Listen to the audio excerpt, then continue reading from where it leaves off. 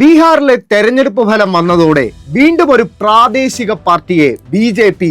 പട്ടടയിലേക്ക് അയക്കാൻ പോവുകയാണ്. ബീഹാറിലെ തെരഞ്ഞെടുപ്പ് വിജയം നിതീഷ് കുമാറിനെയും അദ്ദേഹത്തിന്റെ പാർട്ടിയായ ജെ.ഡി.യുവിനെയും എന്നേക്കുമായി ബി.ജെ.പിയുടെ അടിമകളാക്കി മാറ്റിയിരിക്കുകയാണ്. ബീഹാറിൽ ഇപ്പോൾ നടന്നിരിക്കുന്നത് ജെ.ഡി.യു എന്ന പാർട്ടിയുടെ തകർച്ചയുടെ ആരംഭമാണ്. കഴിഞ്ഞ തവണ അതായത് 2020 നേടിയതിനേക്കാൾ 29 സീറ്റ് കൂടുതൽ നേടിയെങ്കിലും ബി.ജെ.പിയുടെ വലിയ വിജയം ജെ.ഡി.യുവിനെ രാഷ്ട്രീയമായി തളർത്തിയിരിക്കുക. നിലവിൽ ബി.ജെ.പിക്കും മറ്റ് ജെ.ഡി.യു ഇതര എൻ.ഡി.എ കക്ഷികൾക്കും നിതീഷ് കുമാർ കൂടെ ഇല്ലാതെ തന്നെ ഭൂരിപക്ഷം തികയ്ക്കാൻ വെറും 10 MLA-മാരുടെ കുറവ് മാത്രമാണുള്ളത്. അതായത് നിതീഷ് കുമാർ ഇനി ബി.ജെ.പിയുമായി ഇടഞ്ഞാൽ ജെ.ഡി.യു എന്ന പാർട്ടി പിളരുമെന്നർത്ഥം. മുഖ്യമന്ത്രി പദത്തിനപ്പുറം ഒരവകാശവാദവും ഉന്നയിക്കാൻ കഴിയാത്ത നിലയിലാണ് നിലവിൽ ബീഹാർ രാഷ്ട്രീയത്തിലെ ചാണക്യനായ നിതീഷ് കുമാർ. പ്രാദേശിക പാർട്ടികളെ അധികാരം കാണിച്ച് മോഹിപ്പിച്ച് കൂടെ നിർത്തുക, പതുക്കെ പതുക്കെ ആ പാർട്ടിയെ പിളർത്തിയോ തളർത്തിയോ സ്വയം വളരുക. ബി.ജെ.പി. എന്ന പാർട്ടി കാലങ്ങളായി പല ഇന്ത്യൻ സംസ്ഥാനങ്ങളിലും പയറ്റി വിജയിച്ച ഒരു തന്ത്രമാണിത്. അതിന്റെ ഏറ്റവും നല്ല ഉദാഹരണമാണ് മഹാരാഷ്ട്ര രാഷ്ട്രീയം ഒരു കാലത്ത് അടക്കി ഭരിച്ച ശിവസേന എന്ന പാർട്ടിയുടെ ഇന്നത്തെ അവസ്ഥ.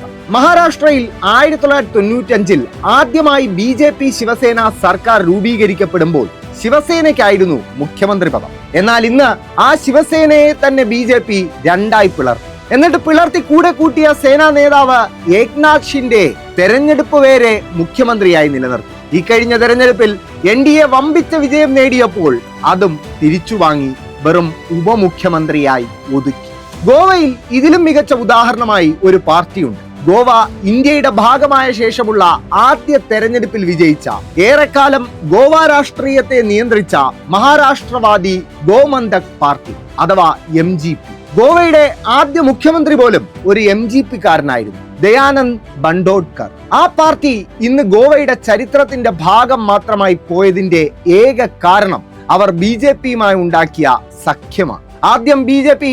MGP-യുടെ ജൂനിയർ പാർട്ടിയായി, പിന്നെ പാർട്ട്ണറായി. കുറച്ചു കാലം കൂടി കഴിഞ്ഞതോടെ അങ്ങനെ ഒരു പാർട്ടി, MGP എന്നൊരു പാർട്ടി തന്നെ ഗോവയിൽ ഇല്ലാതായി. ബി.ജെ.പിക്കൊപ്പം ചേർന്ന മുഴുവൻ പ്രാദേശിക പാർട്ടികളുടെയും അവസ്ഥ ഇത് തന്നെയാണ്. കർണാടകയിലെ JDS-ഉം മഹാരാഷ്ട്രയിലെ NCP അജിത് പവാർ വിഭാഗവുമൊക്കെ ഇപ്പോൾ രാഷ്ട്രീയമായി പൂർണ്ണമായും അപ്രസക്തമായി കഴിഞ്ഞു. ബി.ജെ.പിക്ക് എന്നും സഹായം മാത്രം ചെയ്ത പ്രാദേശിക പാർട്ടിയായ ഒഡീഷയിലെ BJD എന്ന പാർട്ടിക്ക് അവർ 24 വർഷമായി കൈയാളിയിരുന്ന സംസ്ഥാന ഭരണം ബി.ജെ.പി. കൊണ്ടുപോകുന്നത് നിശബ്ദമായി കണ്ടു നിൽക്കേണ്ടി വന്നു. ബി.ജെ.പിക്കൊപ്പം കൂടിയ മുഴുവൻ പ്രാദേശിക പാർട്ടികളെയും അവർ പിളർത്തിയും തളർത്തിയും ഇല്ലാതാക്കി കഴിഞ്ഞു. ഇനി അടുത്ത ഊഴം നിതീഷ് കുമാറിന്റെയും JDU-വിന്റേതുമാണ്. ബി.ജെ.പിക്ക് വോട്ട് ചെയ്യുന്നവർ ഒന്നോർക്കുക, സ്വന്തം സഖ്യകക്ഷികളോട് നീതി കാണിക്കാത്ത ഒരു പാർട്ടി ജനങ്ങളോട് നീതി പുലർത്തുമെന്ന് നിങ്ങൾ ഇപ്പോഴും